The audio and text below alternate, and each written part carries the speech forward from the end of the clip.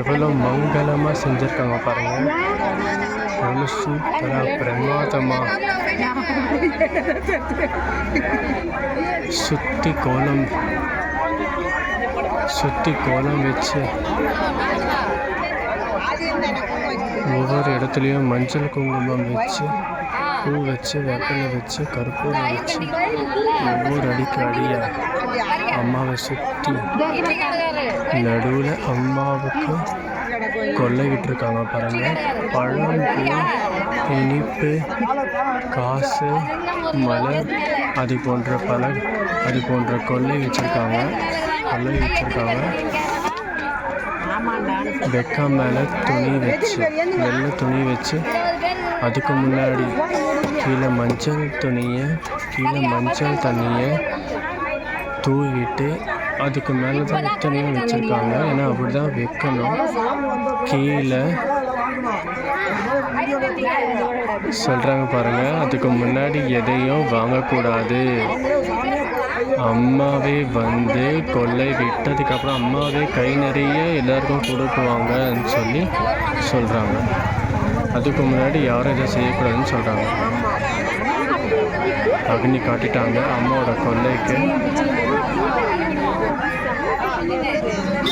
அம்மாவை கீழே பலகாரம்லாம் வச்சுருக்காங்க. தேங்காய், பழம், பூ, வெத்தலை பாக்கம் போன்ற பலகாரம் வச்சுருக்காங்க. பழம் வச்சுருக்காங்க.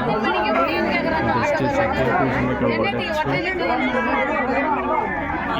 உடச்சி ஏற்றி எல்லாம் மங்களமாக செஞ்சுருக்காங்க பாருங்கள்.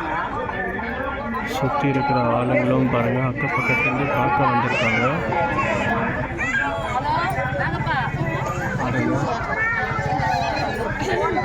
சுற்றி இருக்கிற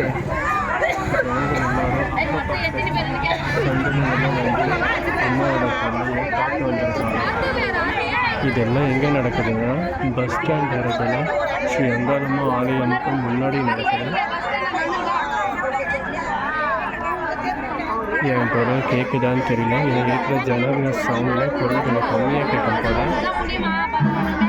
வந்த உடனே அக்னி ஏற்றிடுவாங்க. வந்த உடனே சுற்றி கற்பூரம் வச்சுருக்காங்க பாருங்கள். வெள்ளை வெளியே தெரியுதா? ஒவ்வொரு வெள்ளை வெளியே தெரியுதா? சுற்றி அக்னி ஏற்றுவாங்க வந்த உடனே. அப்போ ஒரு வீடியோ நான் அப்லோட் பண்ணுறேன். இப்போதைக்கு இது வரையும் தான் நிறைய ஜனங்க பாருங்கள்.